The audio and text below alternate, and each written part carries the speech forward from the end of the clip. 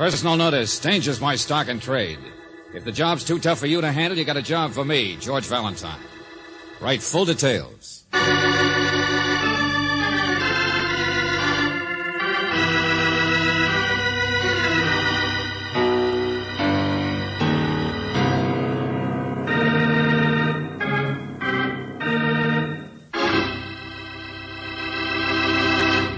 Well, it's time to batten down the hatches again, 'cause here comes George Valentine. You must know George by now. He's the fellow who makes trouble to keep you out of it. Now, perhaps that doesn't make too much sense, but after all, what does in this day and time? So I just want you to be content with the fact that this is let George do it, and let the chips fall where they may.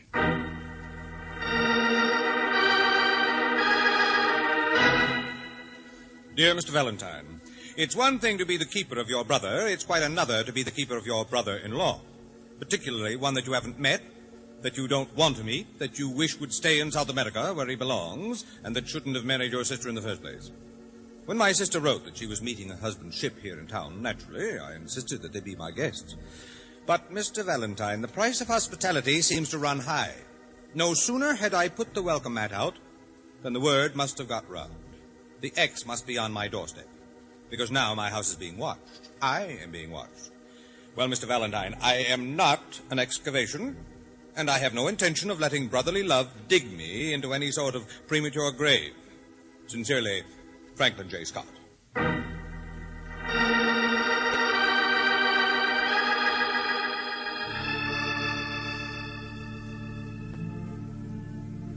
Sit down, sit down. This is a lovely place, Mr. Scott. Thank you, Miss Brooks. It's been in the Scott family for years. Yes, I've heard of your family. Certainly not on the financial page. But you know, that was the difficulty when my sister married Sid Forrest. The social thing, I mean. Now, please understand, I'm not a snob, but she certainly made a peculiar choice. You see, she was back east at the time. Yes, I think you mentioned that. Look, I'd really rather hear about your house being watched. No, wait. This comes first. Sid Forrest. Marion met him in Saratoga, I think. He'd won a racehorse in a poker game, and they spent their honeymoon watching it lose from then on. That will give you the general idea about him. It will. Oh, I've done my best to be sympathetic. Sent Marion money every once in a while. I stood up against some of the other members of the family for them, and I really had hopes of being justified when Sid went to Guiana, French Guiana, a little town called Jean Cache it was. When was this? You mean he left your sister? No such luck. He left a couple of years ago to make something of himself in mining.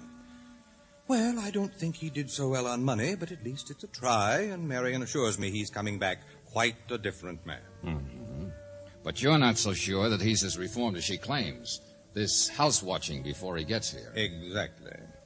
Marion herself is arriving later on tonight. And you called me instead of the police because if your brother-in-law is mixed up in something irregular again, you don't want publicity of the law around, huh? Now I know I hired the right man. Well, don't be too sure yet.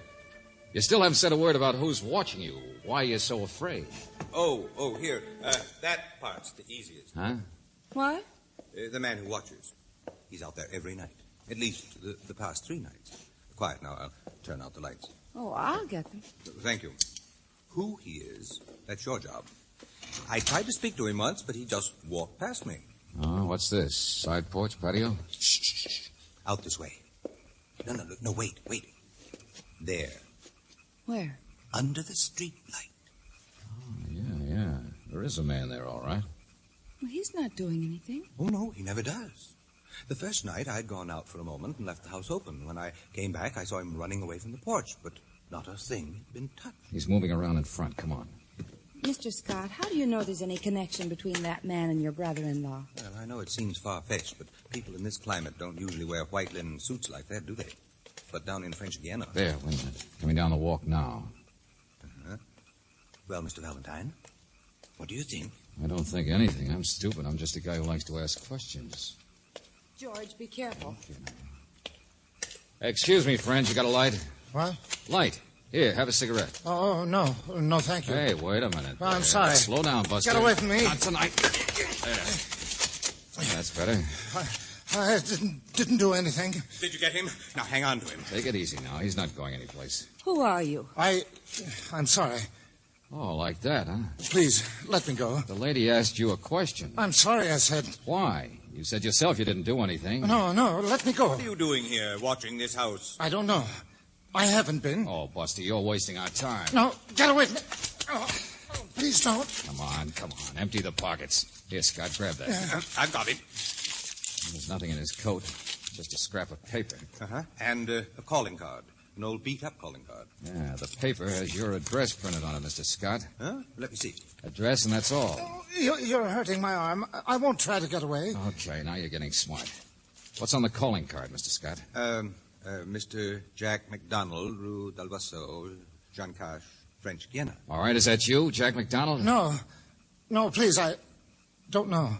Buster, you said that once too many times. George, wait. Look at him. He looks sick. Okay, now for the last time, who are you? I'm sorry, I just don't know.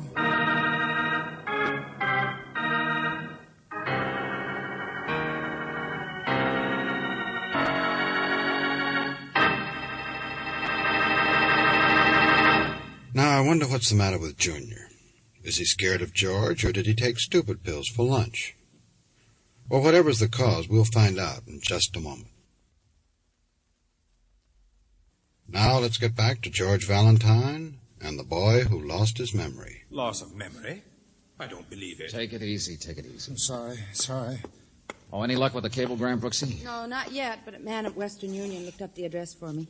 He says something called McDonald Brothers Limited practically owns the town of Jean Cache, so we'll get the answer all right. Jean Cache and French Guiana. Have you ever heard of it? No, I don't think so. Just what do you remember, friend? That address in my pocket, it seemed to mean something. Where did you get it? I remember walking up here from the waterfront. Waterfront? I mean, 3 days ago. I remember the past 3 days, all right. There was something about a fight, I think. But I don't know. All right, relax. We're just trying to help you. So maybe you got in a fight and got knocked on the head, huh? Maybe, yes. For instance, you've got a suit on, but just a T-shirt underneath. What do you mean, Valentine? Greasy hands, George. Yeah, all cracked and bruised. I'm sorry. So maybe you work around the waterfront. Does that check? Well, sure. Only this kind of suit. Jean Cache, down in Guiana. The waterfront is Jean Cache. Or he works aboard a ship for the... Yeah, hold it. I'll get it, George. Hello? I'm causing a lot of trouble. Oh, yes. Stay here, will you? Western Union, Angel? Any luck? Huh? Wait a minute, George. All right. Thanks very much. Well, that's one lead gone down the drain. What do you mean? He's not the man whose card he had. The big shot down in Guyana. Jack McDonald. Why not? Mr. McDonald committed suicide over 6 weeks ago.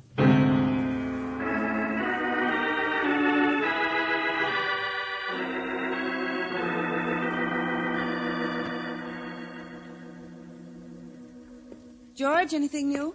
Oh, I'm doing about as well as you did, Angel. What's that? A friend of mine on a newspaper is checking ship arrivals. Our mental lapse here says he never heard of your brother-in-law, Sid Forrest. Well, I don't know that I haven't. But maybe Sid'll remember him, check.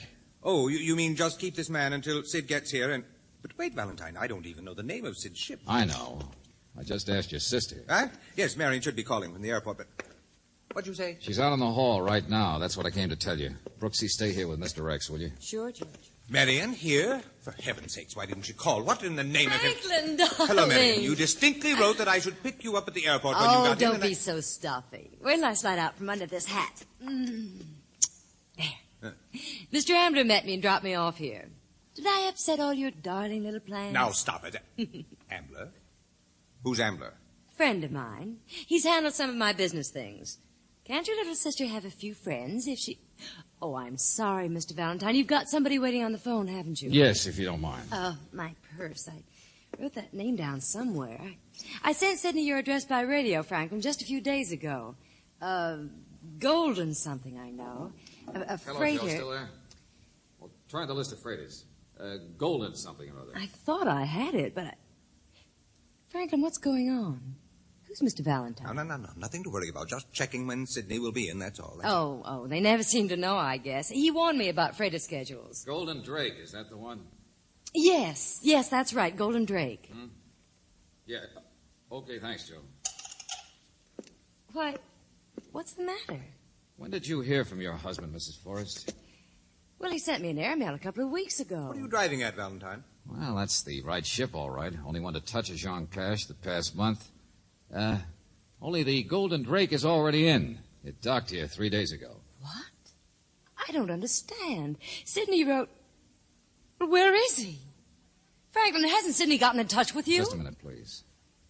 Mr. Scott, you told me you'd never met your brother-in-law, right? Well, yes. Or seen him, or seen his picture? Please, both of you. No, I haven't. Just a moment, Marion. What's happened? A man in a linen suit who's been a Jaune cash, who acts as though he really does have amnesia, who's written down your address and seems to feel he should be here at this house. Oh, for heaven's sakes, of course. It's obvious. For the last time, what are you talking about? Come on, Mrs. Forrest. Isn't that ridiculous?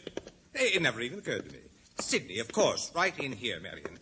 Sidney's already here. He's... Where? Hello, ma'am. Isn't that man... Him? Don't be silly. I've never seen him before in my life. Mr. Valentine, where is Sidney? Will you please tell me what's happened to him? I don't know, Mrs. Forrest. I wish I did. Your husband seems to have disappeared.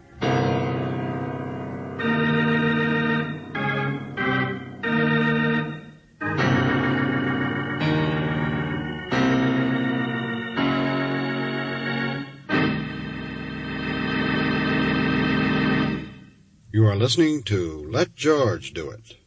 Our adventure will continue in just a minute.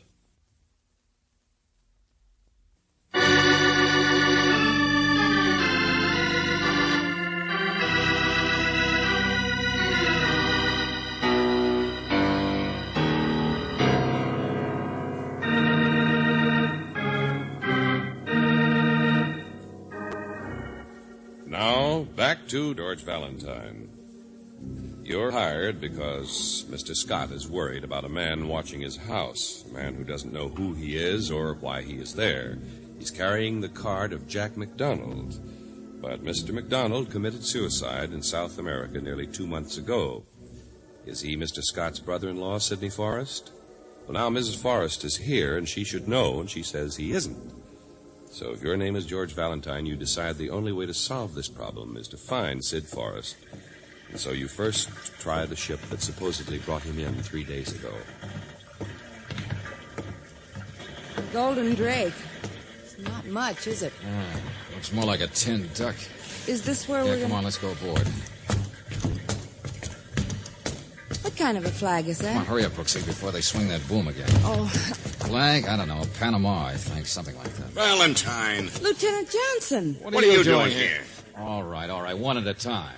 My friends, you stand aboard a pirate ship. What did you say?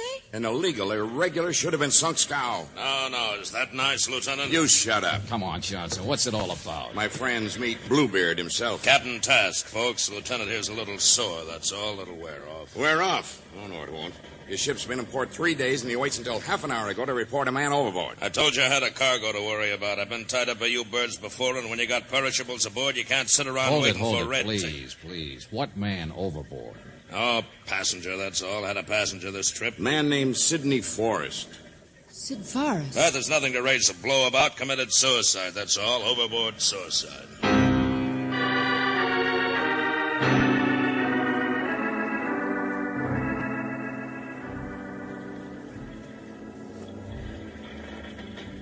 You see, this is my own ship. I get my cargo ashore fast enough, maybe I can barely pay off the bank. The guy's already dead. You can't help nothing by speeding up matters. Who says you're qualified to decide his death was a suicide? Oh, it was suicide, all right.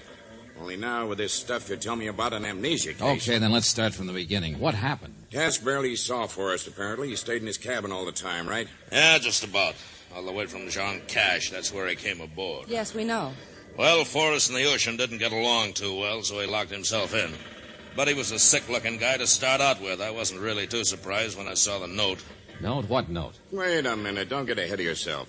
There was a storm a couple of nights before they hit port. Yeah, that's right. I was on the bridge. Deck watch gave a yell, said he saw a splash. I could see a man in the water. Got the ship turned, got out the lights, but we couldn't find him again. Too rough to drop a boat, so that was it. All right, go on.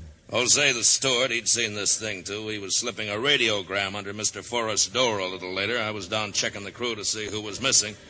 Anyway, Jose couldn't get an answer to a knock, so I broke in Forrest's cabin and found out he was missing. Come on in here, I'll show you. Is this his cabin? Yeah. I didn't touch anything. As soon as I got on board, I locked her up tight in a drum. Yeah, sure. Yeah, this is the radiogram. His wife mentioned it, remember, Brooksie? Yes. The one giving her brother's address, Mr. Scott's. Here. This is a note you want to see. To whom it may concern, huh? Sitting just like that on the desk it was. Same place. I knew better than to even open that before I got into port and had witnesses. Oh, you're the soul of cooperation, all right. Yeah.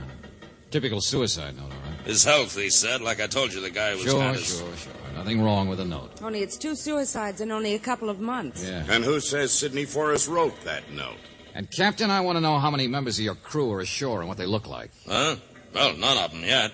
Deckhands, at least. From the engine room? Oh, sure. Engine crew's been ashore 3 days now. Why? Engine crew. Remember his hands, George? Yeah, that's right. Captain, you're going with Miss Brooks to try and identify him. Hey, wait a minute, Valentine. Where are you going? Ambler. I think that was his name. A financial friend of Forrest's wife. Yeah, Johnson, I think it's about time we started checking everybody's story.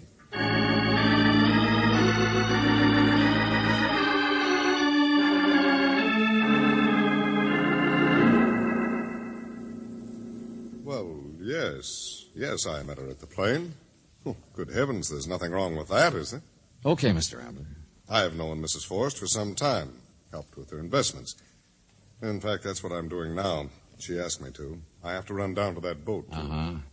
Well, I checked with the government authorities. Forrest sent quite a bunch of stuff up here by registered mail. Mm-hmm, that's right. Mailed things on ahead. But there are papers with his personal baggage to be gone over. On the ship, yeah. Yes. Well, shall we be going then? You know, I'm supposed to be in Seattle. I know this is very upsetting for Mrs. Forrest, but I can't let my own business slide. Oh, wait a minute, Mr. Ambler. These securities, bonds, property deeds. Did you know Mr. Forrest was supposed to be a failure? Who told you that? His brother-in-law, Mr. Scott. But Sid Forrest really did all right for himself down on Jaune Cash, didn't he? Well, I don't really know the amount. It'll take me several months to dispose of everything for his wife, but, well, yes. He apparently struck it pretty rich. Uh-huh. Say, look, you run onto the ship by yourself, huh? I've got something else to do.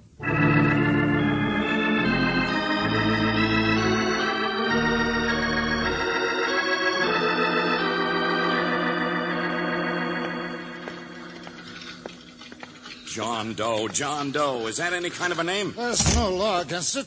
I don't know. I'm sorry. But you worked on the ship under that name. The captain definitely identified him, George. He signed on as an oiler at the last minute at Jaune Cash. The chief engineer gave me that name. It happens all the time. Well, what's the matter with that? Where's your amnesia, friend?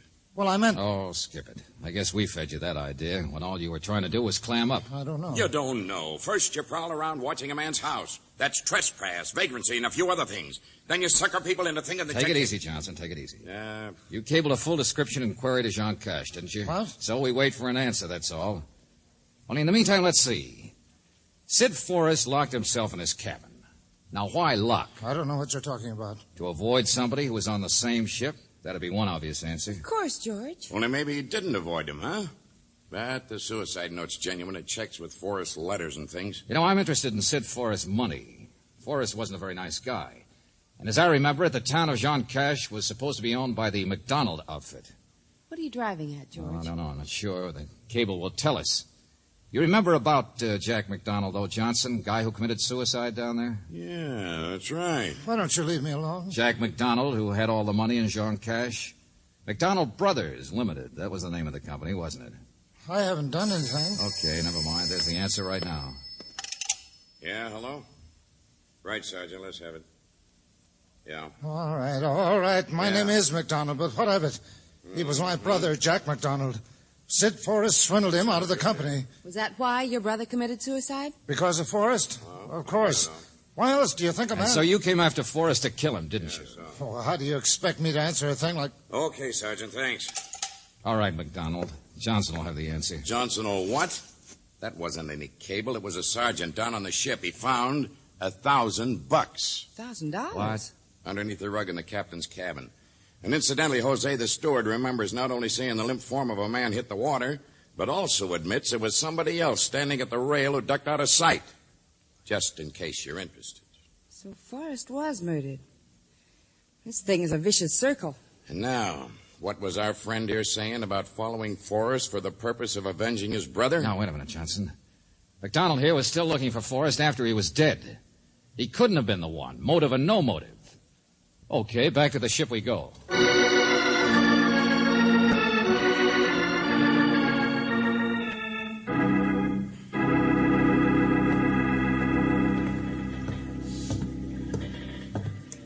This case is upside down, I tell you. The further we get, the more complicated it is. I told Valentine, said Forrest wasn't any good, Lieutenant. Doesn't surprise me that a man would be after him for the sake of revenge. Never mind, Mr. Scott, please. Say, they got that steward in here, Johnson? He's down below. The sergeant didn't want the captain to murder him for shooting his mouth off. I just wondered if this cabin was empty, that's all. Sure. Why? Well, let's put MacDonald in here. Well, I'll do whatever you want, but... Good idea. Go on, get in there. All right. Okay, now, Johnson, before you go off half-cocked on this case, let's try to add it up, huh? I didn't bring my slide rule. Well, it's always simpler to bet on a hunch than to get wound up figuring systems, isn't it? Only you don't win so often. You do if you got a few clues in your pocket. George, whoever murdered Forrest had to be someone on this ship, right? Is that what you mean by adding it up? Of course, that's obvious. It certainly couldn't have been anybody ashore, could it? It could have been paid for by somebody ashore. What? This Captain Task will do anything for money. And somebody's been paying him at least $1,000 worth. Well, you don't even know that this steward's testimony is true. Hold on a second, will you? Well, hello there, Valentine. Say, your name's Ambler, isn't it? That's right. I got a few questions about money I'd like to ask you. Oh, wait, please, Well, Johnson. wait, what's the matter? Something new? Mr. Ambler, would you wait inside a minute in this cabin? Well, yes, of course. But don't make it too long. Well, Valentine? I was going to say that Mr. Forrest's money gives a motive to his wife. Now, see here. Or to her brother, like you, Mr. Scott. Cut it out, will you, all of you? Keep your eye on the clues, Johnson, and you don't have to get complicated at all. What? Yeah, listen. Don't you understand? It's all over. Now, And look. who even says there's been a murder? George! Look out there. Put that down. Unless you don't get out of the way fast enough. MacDonald! Hey, what's going on in here? Put that down. What in the name of crazy? Stop it. Leave me alone. Cut it out, MacDonald. All right, you asked for it. What in the name of heaven is going... That man's insane. He grabbed me and Mr. Scott, I told you it was all over tonight. Meet Mr. Ambler. Sure, your brother-in-law. Only I guess his real name's Sidney Forrest. And he's still very much alive.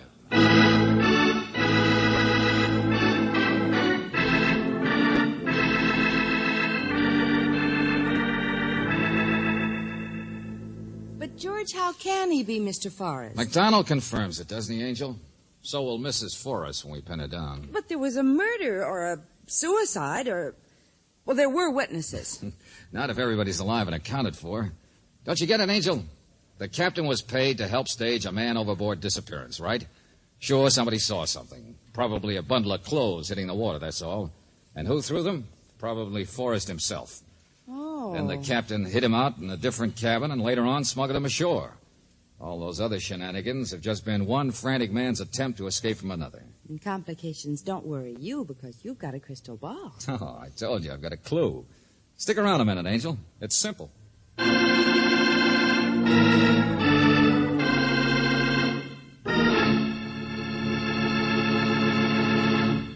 Back to the conclusion of our Let George Do It adventure in just a minute.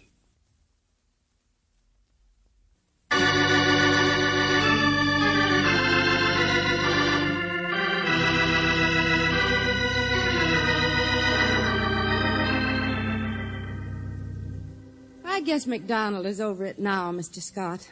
But he probably would have killed your brother-in-law if you hadn't called George and interfered. Wouldn't have been much loss. Well, I guess Forrest thought he had MacDonald off his trail when he staged his own disappearance from the ship. And then somehow he found out about MacDonald watching your house, waiting for him. So Forrest thought if he confirmed it as a suicide, then MacDonald would believe he was dead and go back to South America. That's the idea. And that was the clue. The suicide note was in his own handwriting, but it was written after his supposed death. How do you know that? Well, a radiogram from your sister was delivered to Forrest's cabin afterwards, remember?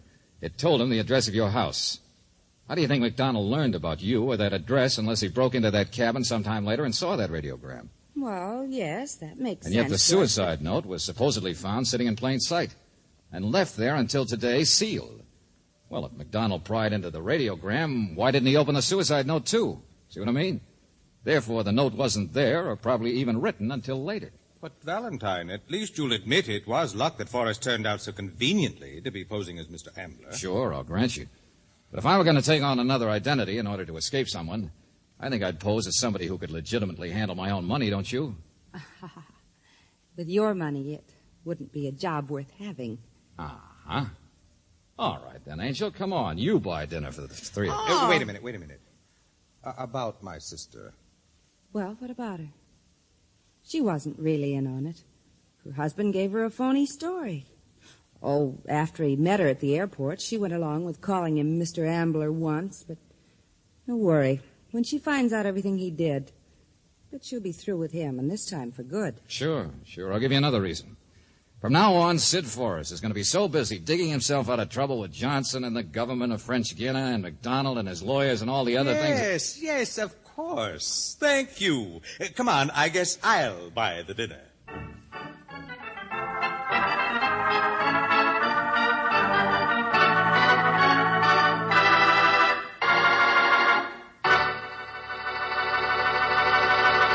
You have just heard The Man from French Guiana, another Let George Do It adventure. Robert Bailey is starred as George Valentine, with Virginia Gregg as Brooksie. David Victor and Jackson Gillis wrote the story, with music by Eddie Dunstetter. Now this is yours truly inviting you to another visit with Valentine, when you will again hear what happens when you let George do it.